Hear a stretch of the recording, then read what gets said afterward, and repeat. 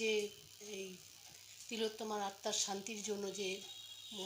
অন্ধকার করার যে সামিল হয়েছেন, তা আমরাও সেটার মধ্যে যুক্ত হয়েছি। তাই তিলোত্তমা যাতে আত্মা শান্তি পায়,